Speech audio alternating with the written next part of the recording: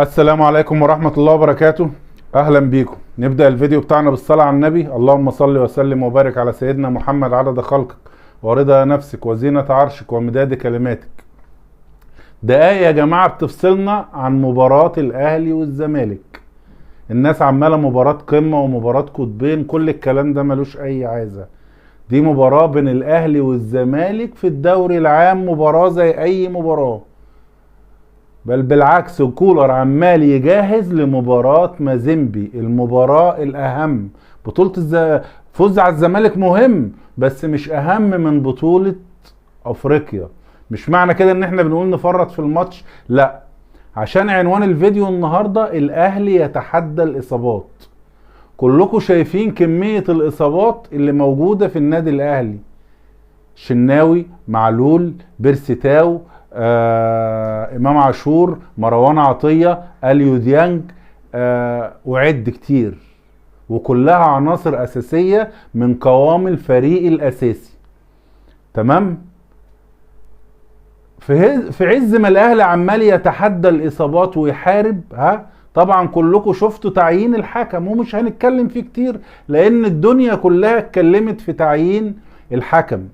اللي هنتكلم فيه النهاردة الاعلام الزملكاوي واللي طالع يقوله. يعني واحد زي خالد الغندور طالع امبارح مع سيف زاهر يقول لك ايه، هما الاهلاوية وبتجات الاهلاوية معترضة على ابراهيم نور الدين ليه، مع انه حكم كويس وكان كويس في افريقيا وكان كويس.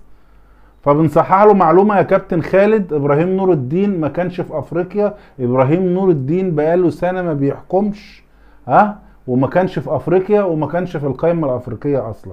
فجاهز للكلام اللي هتقوله قبل ما تقوله عشان بس ما حدش يعلق عليك.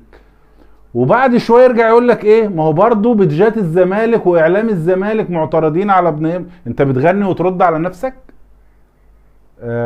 انا مش فاهم الكابتن خالد الغندور. وبعدين كابتن سيف زاهر لما يجيب واحد زملكاوي يتكلم في القناة لازم يجيب قصاده واحد اهلاوي عشان يردوا على بعض، لكن انت جايب لي واحد عمال يغني ويرد على نفسه. فاحنا مش فاهمين الاعلام رايح فين. على رأي واحد قال لك الاعلام كله والكرة كلها اتزملكت والناس بتهاجمه عشان بيقول كده. تمام. ده الاستاذ خالد الغندور. يطلع علينا بقى ادارة نادي الزمالك. ادارة نادي الزمالك عشان تعرفوا ابراهيم نور الدين متعين ليه. في فيديو قبل كده، ارجعوا للفيديوهات هتلاقيني بقول لك الحكم المصري احنا مش معترضين عليه على انه وحش، احنا معترضين عليه عشان الضغوط اللي بتبقى عليه. تمام. الاعلام الزملكاوي طالع يقول لك ده ابراهيم نور الدين هيحكم للاهلي عشان هو مضى عقد مع الاهلي، هيبقى في قناة الاهلي يشتغل عند الاهلي. تمام. والاعلام الاهلاوي يقول لك ابراهيم نور الدين ميوله زملكاوي وعمره ما حكم للاهلي وراجل ضعيف، شخصيته ضعيفة في الملعب. يطلع علينا مجلس ادارة نادي الزمالك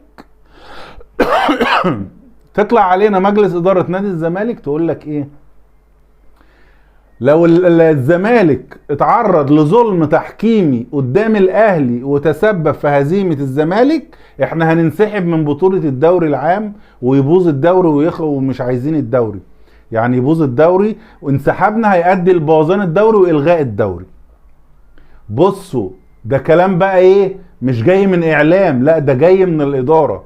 الادارة نفسها اللي بتضغط على الحكم وبتضغط على لجنة الحكام وبتضغط على اتحاد الكورة، مع ان هم مش محتاجين ضغط عليهم، هم اصلا ضد الاهلي مش محتاجين ضغط. فشوفوا ادارة نادي الزمالك طالعه تقول ايه، تقول لك احنا نتعرضنا لظلم تحكيمي هننسحب من الدوري. يعني نتغلبوا، يعني من الاخر ان اتغلبنا من الاهلي هننسحب من الدوري. فده ضغط على مين؟ على الحكم وعلى لجنة الحكام وعلى اتحاد الكورة. فعرفتوا يا جماعة احنا كنا بنقول حكم مصري لا ليه؟ لان انت مش سايب الحكم يحكم، مش مخليه يقف في ارض الملعب ويحكم اللي هو شايفه، لا ده انت ضاغط عليه من قبلها. بتقوله انت لازم تكسبني بضرب الجزاء بقى، بطرد، بانذار، لازم تكسبني يا هنسحب بعد كده. احنا كل الكلام ده ما يشغلناش، ينسحب، عايز ينسحب من قبل الماتش ينسحب، هي دي حاجه متعودين عليها على فكره، ونقول الاتوبيس ما جاش، مش مهم، الاتوبيس عطل. تمام. ادي اداره نادي الزمالك، وادي اللي بيتقال على اداره نادي. نروح للاعلام بقى، نروح للاعلام. عمرو الدرديري والاستاذ علاء عزت. عمرو الدرديري يقول له ايه اما تيجي تتكلم تقول الزمالك الاول، الزمالك اول فريق في مصر. طب ما تديني اماره يا عم، انتوا في اخر 10 مطوشه مغلوبين 7، ها، ومتعادلين ماتشين وفايزين ماتش، يعني فايزين ماتش 1 من 10. ازاي يقول الزمالك الاول؟ وبعدين بيسالوا تجيبوا يعني ايه رايك في العناصر بتاعت الاهلي، تتمنى مين يروح الزمالك؟ قال له ما اتمناش، الزمالك الاهلي ما فيهوش حد فاز اول، حد مهم ان انا اخده الزمالك. فبيسالوا علاء عزت طب مين يعجبك في الزمالك؟ قال له عبد الله السعيد. قال له ممكن يرجع الاهلي تاني؟ قال له لا. راح رادد عمرو الدرديري قال له لا، يرجع الاهلي لو شتم الاهلي. انا عايز اشوف الاداره القانونيه بتاعه الاهلي، الناس اللي بتتطاول دي ما بيقضوهاش ليه؟ عشان تلم لسانها جوه بقها. ده لما يتعرض على النيابه ويروح النيابه، ها، ويبقى معرض للحبس او للغرامه، عمره ما هيقول كده، لان الناس دي بتاعه ترند وبتطلع تقول اي كلام عشان الجنيه وعشان الترند. فلما يتعرض لغرامات او حبس الجنيه هيوجعه، فمش هيقول كده تاني. تمام. زي مع مجدي عبد الغني، اسامه حسن الملط ده طالع يقسم بالله ان الاهلي هيتغلب 4-0 من الزمالك. طب انت بتقسم بالله بناء عن ايه؟ انت شيخ يعني؟ عرفت ان جالك وحي يعني انك الاهلي هيتغلب؟ اغلب الاهلي كوره في الملعب يا عم واحنا نسقف للزمالك. لكن ادي كل اعلام الهجاصين، ها، طالع عمال يلك ويعجن في كلام فاضي ما هو الا ضغوط. وعايز اقول لكم حاجه، لعيبه الاهلي نازله ما عليهاش اي ضغوط، عشان بس الناس اللي تقول لك ايه ده ماتش وليه ضغوط، ولا اللي مضغوط لعيبه الزمالك. ايمن يونس، الكابتن ايمن يونس بنفسه طلع قال لك احنا ما ينفعش نتغلب من الاهلي، وهو الاهلي غايب منه النجوم دي كلها، الزمالك لازم يكسب الاهلي وهيكسب الاهلي. مع كل النجوم واللعيبه اللي غايبه من الاهلي دي كلها ما ينفعش الزمالك يتغلب. وانا بقول لك يا كابتن ايمن انت كلامك صح، بس اللي مش صح في كلامك ان الزمالك ان شاء الله هيتغلب، لان الاهلي بمن حضر اي 11 لعيبه هينزلوا هيغلبوا الزمالك. انتوا اول ما بتنزلوا تشوفوا الفالنه الحمراء انتوا رجلكم بتخبط على الجيران اصلا، مش مهم مين اللي لابس الفالنه. فانا عايز اقول لك ان الزمالك ان شاء الله هيتغلب.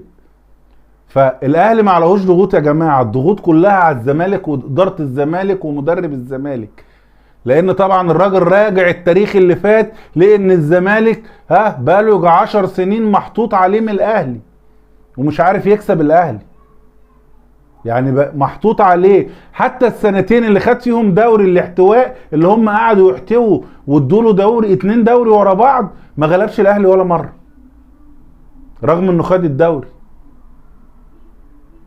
كان يتغلب من الاهلي وهم يعوضوها له في المطوشه الثانيه، شغل تحكيم بقى وشغل من تحت الترابيزه.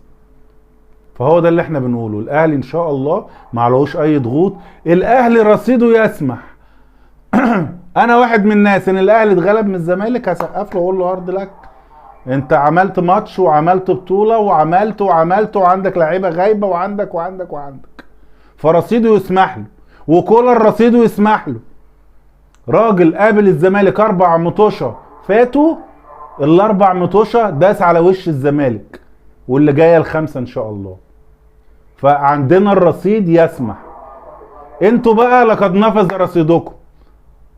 طب تعالى خلي الزمالك يتغلب، جوميز ده هتلاقيه في التلاجة اللي انتوا طالعين بيه القلعه وعمالين ده مدرب وعمالين. نروح بقى للاعلام الاهلاوي. يعني واحد زي الاستاذ ابو المعاطي زكي، راجل محترم وراجل اهلاوي، طالع يقول لك بيرسي تاو مش مصاب، مع ان القايمه معلونه ان بيرسي تاو مصاب. تمام.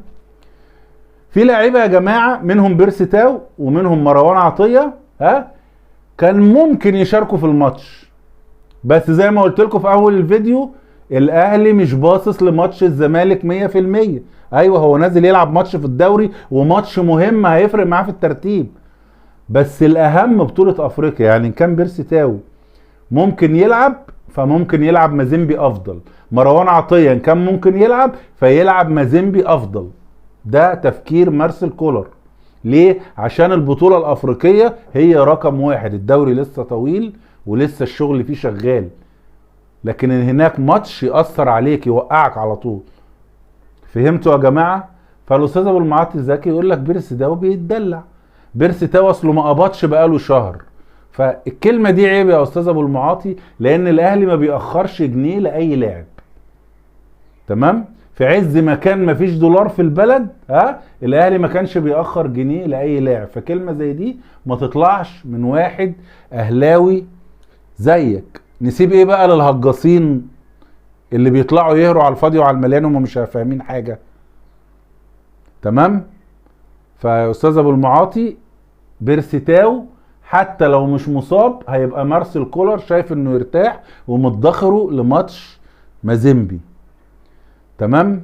اديكوا شفتوا خالد الغندور، اديكوا شفتوا الاستاذ ولا الكابتن ايمن يونس، اديكوا شفتوا اسامه حسن الملط مع مجدي عبد الغني، وكل الناس دي اجمعت عليه، والجرجيري مع علاء عزت. كل الناس دي عامله هيصه وانا بفرح بالهيصه دي قوي.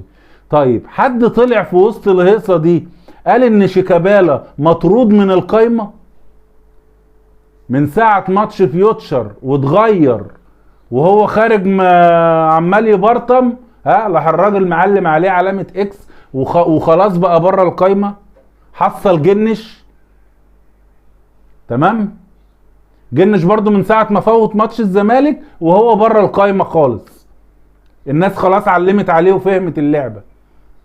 فحد قال ان شيكابالا بره القايمه وفي مشاكل في اوضه اللبس بينه وبين جوميز؟ محدش قال، ولا حتى الاهلاويه قالوا زي ابو المعاطي الزكي. لا ده طالع يقول لك بيرسي تاو ما قبضش عشان كده قال لك مش هلعب. فادي الاعلام بتاعنا يا جماعه، ولما بيعوز يسلط الضوء على حاجه بيسلطها. انا اول الزعلانين ان شيكابالا مش هيلعب، انا اول الزعلانين ان محمود علاء مش هيلعب. شيكابالا وشه حلو علينا، محمود علاء اجدع واحد بيعمل لنا اسيستات. فالاتنين دول خساره للاهلي ان هم ما يلعبوش. انا لما دول بيبقوا في التشكيل انا ببقى قاعد مطمن ومرتاح.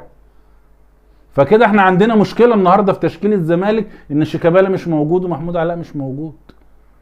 فمحتمل الزمالك يبقى شكله حلو شويه يعني.